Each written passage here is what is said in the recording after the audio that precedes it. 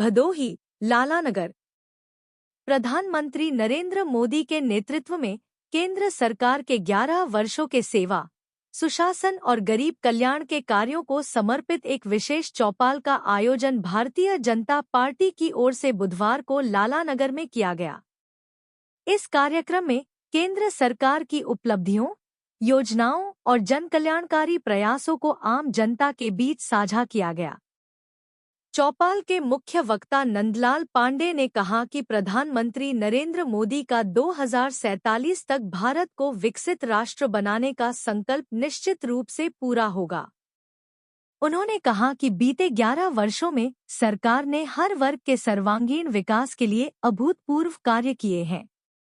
सरकार की सभी योजनाएं गरीबों के जीवन स्तर को सुधारने और उन्हें आत्मनिर्भर बनाने की दिशा में कारगर साबित हुई हैं।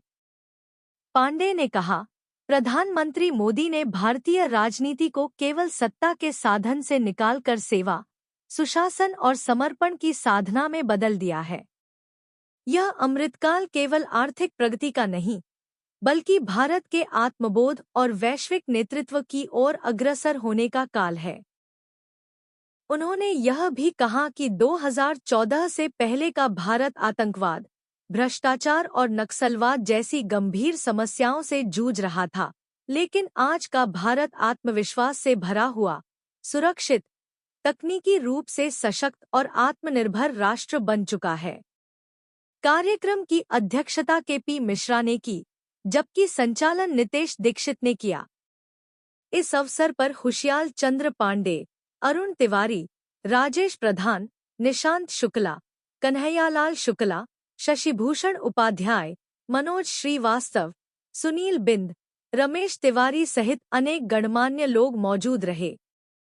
चौपाल के माध्यम से भाजपा ने जनता से संवाद स्थापित कर मोदी सरकार की विकास योजनाओं की जानकारी दी और विकसित भारत 2047 फीट के संकल्प को दोहराया। उसके कुशल सुशासन के बारे में पूरे जनता जनार्दन के बीच में प्रत्येक शक्ति केंद्र पर जाने का काम हमारे नेता और हमारे प्रतिनिधि कर रहे हैं। उसी क्रम में मैं यहाँ रामापुर आकर के यहाँ के शक्ति केंद्र प्रभारी और हमारे नेता दीक्षित जी और अन्य प्रधान गणमान्य के साथ उपस्थित होकर के भारत में जो इस समय एक विकास, सुशासन, सेवा, सुरक्षा और समरसता की सरकार चल रही है, बिना भेदभाव का सबका साथ, सबका विकास, सबका विश्वास के क्रम में माननीय मोदी जी और माननीय योगी जी काम कर रहे हैं, उसी के बारे में लोगों के बीच में आकर के उनके देवत्व, उनके सेवा के स्वरूप को प्रणाम करने, वंदन करने के लिए आए थे।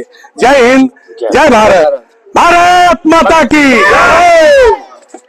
जय, भारत माता की जय, भारत माता की जय, वंदे मातरम, वंदे मातरम।